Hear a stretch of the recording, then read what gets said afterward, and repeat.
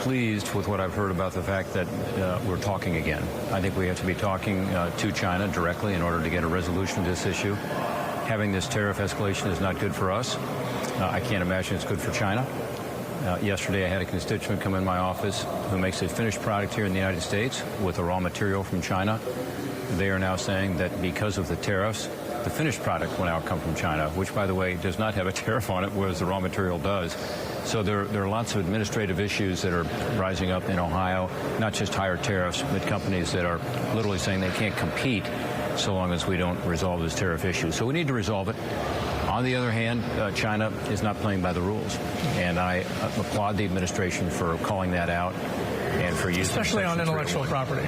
Especially intellectual property, but it's more than that. I mean, there are structural reforms that are needed in terms of the ability of a U.S. company to do business in China. That's not necessarily an intellectual property issue, but it is a joint venture requirement that for many sensitive industries, particularly, you have to have a Chinese partner that has a majority of the shares. We don't require that here. That's a question of reciprocity. The taking of intellectual property, including manufacturing processes, allows them to leapfrog us. That's not fair. So there are things that we do need to do to change the trade relationship in a structural way. So I'm really glad these talks are getting underway again, because what we were seeing was escalating tariffs on both sides and no discussion.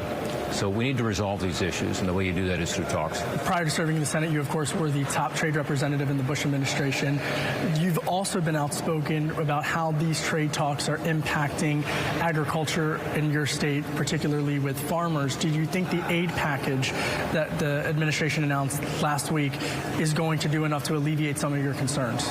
We don't know the details of it, who's going to get it, and how it's going to be distributed. I will say, having been with a bunch of farmers last weekend, and I'll be back home in Ohio again this weekend, people want trade. They don't want aid, as they say. Trade, not aid. And what that means is farmers aren't looking for a handout. They're looking for the ability to sell their products overseas. And ultimately, the objective, I hope, of these China discussions is to open markets more. China does buy a lot of soybeans from Ohio, and it's our #1 market. And we want to get it back, because by not having that market, prices are depressed. But on the other hand, a lot of other products are not getting into China the way China has access to our market. Again, question of reciprocity, leveling that playing field, not manipulating their currency. One thing that China has been doing over the past decades has been lowering the value of their currency to make their exports more competitive here in the United States and make our imports to China, into China, more expensive. That's not fair either. With regards to soybeans, you talk about China, the administration saying that they're trying to open up some of the markets in the EU. What do you make of that? Do you think that's an adequate approach, particularly if the Chinese are going to play hardball on things like soybeans? Well, it's good to open markets in the EU, no question about it. The comments from the EU after the discussions last week with President Juncker were not encouraging, because they were saying that agriculture might not be a significant part of the talks. It should be. The EU has a number of protectionist measures on agricultural products. Most of them are not tariffs. They're what are called non-tariff barriers. Everything from beef and beef hormones to poultry and how it's processed, to corn and soybeans and GMOs, are effectively kept out of the European market using sanitary, phytosanitary standards, which are really another form of protectionism in my view. So, yeah, we should be opening up the European market for sure. And by the way, it would be very good for Europe to have access to some of our agricultural products to lower their cost of living. And it would be a win-win, I think, for both sides. I was struck last week at the White House when Prime Minister Conte of Italy was talking with President Trump, and he said the Russia sanctions are staying. Your thoughts? You've advocated for more sanctions against Russia. Yeah, I was very encouraged to see that, and I'm glad the Prime Minister made that point, because I think Italy has been one of those countries that some have been concerned about, that there might be an EU consensus that could be shattered by the Italians joining some other countries and ending the sanctions. And do you think President Trump is moving in the right directions with regards to Russia sanctions, or do you want to see him do more? Well, obviously we need to do more, because what we're doing isn't working. Or do what we're doing more effectively, target it better.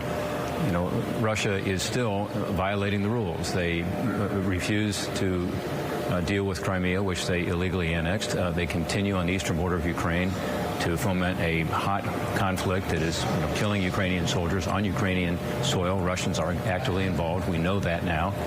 They continue to meddle in elections, not just our election, which of course is the basis for a lot of these But sanctions, all over Europe. but all over Eastern Europe, And Central let me Europe. follow up on this point of that in particular, because just within the last day, Facebook now saying that they have proof of outside groups trying to influence even the midterms, and there's even been more reports. I mean, are we doing enough to protect our midterm elections? Are social media companies doing enough to protect our elections? Well, no. I mean, we need to do more. And, Congress has appropriated an unprecedented amount of money, $380 million, to help the states to be able to be better prepared to deal with it. And that's important. But it goes beyond just the state boards of elections. We need to be sure that we are pushing back against the propaganda, the disinformation. There is a group at the State Department called the Global Engagement Center, GEC, which is now up and running. This is legislation that a Democrat and I have been pushing the last few years. I commend Secretary Pompeo because he's actually using this tool. And the idea there is to push back against the disinformation, and that should help in our elections. The actual fake news, including in these fledgling democracies in Central and Eastern Europe, not just Ukraine, but all across Eastern Europe and Central Europe, and even obviously they've tried to affect the elections in places like France and Germany and the UK. So we need to help to push back against that in a more effective way.